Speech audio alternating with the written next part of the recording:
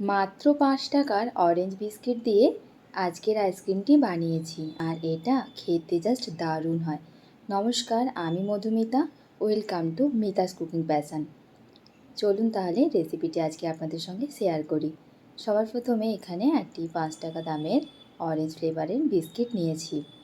যে কোনো orange biscuit আপনারা নিতে পারেন। এরপর এটাকে গ্রাইন্ড করে নেব। যার জন্য একটা মিক্সার গ্রাইন্ডারে অরেঞ্জ বিস্কিট দিয়ে তার মধ্যে দিলাম ১ চামচ চিনি আর ১.৫ চামচ মতো মিল্ক পাউডার, আর দিলাম 1/4 চামচ ভ্যানিলা এক্সট্রাক্ট, আর দিলাম ১ কাপ লিকুইড মিল্ক।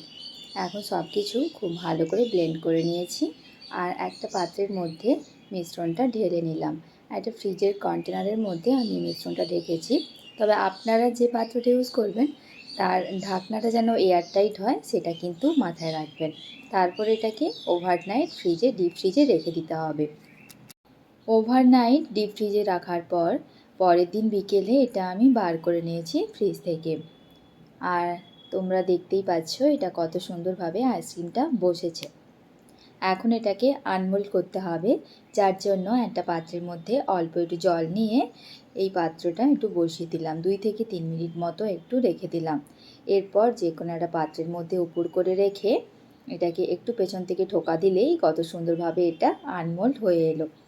এখন এটাকে আমি পিস পিস করে ছুরি দিয়ে কেটে নেব আর এটা সার্ভ করে নেব। আর তোমরা কে কোথা থেকে আমার ভিডিওটা দেখছো সেটা আমাকে কমেন্ট করে জানিও।